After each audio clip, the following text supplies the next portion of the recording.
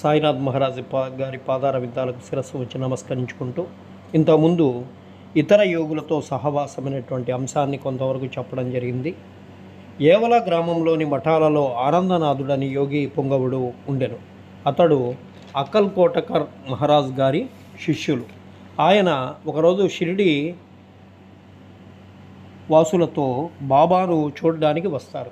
ఆయన సాయిబాబాను చూసి, ఈయన ఒక అమూల్యమైనటువంటి రత్నము, సామాన్య మానవులివనే కనిపిస్తున్నప్పటికీ ఈయన మామూలు రాయి వంటి వారు కాదు, ఈయన ఒక అమూల్యమైనటువంటి వజ్రము, ముందు ముందు ఈ సంగతి మీకు తెలియగలదు అని అట్లనుచు ఆనందనాథుడు తిరిగి ఏవలా వెళ్ళిపోతారు. ఈ సంగతి సాయినాథుడు యవ్వనంలో ఉన్నప్పుడు జరిగినటువంటి విశేషం. బాబా దుస్తులు వారి నిత్యకృత్యాలు. బాబా యవ్వనమందు జుట్టు పెంచుకునేవారు, పహిల్వాన్ వలె దుస్తులు వేసుకునేవారు.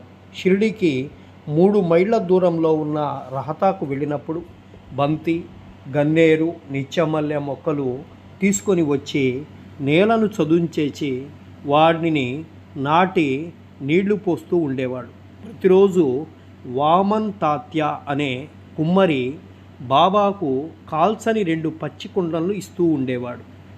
బాబా స్వయంగా బావి నుండి నీళ్లు చేది ఆ నీటిని పచ్చి కుండలతో తోడి భుజాలపై మోసుకొని తెచ్చి మొక్కలకు పోసేవారు. సాయంకాలం ఆ కుండలను వేప చెట్టు మొదట్లో బోర్లిచ్చేవాడు. కాల్సని కుండలైనందువల్ల అవి వెంటనే విరిగి ముక్కలు ముక్కలుగా అవుతూ ఉండేవి. ఇట్లు 3 సంవత్సరాలు గడిచేది. సాయిబాబా కృషి వల్ల అక్కడ ఒక పూల తోటలో ఏర్పడింది.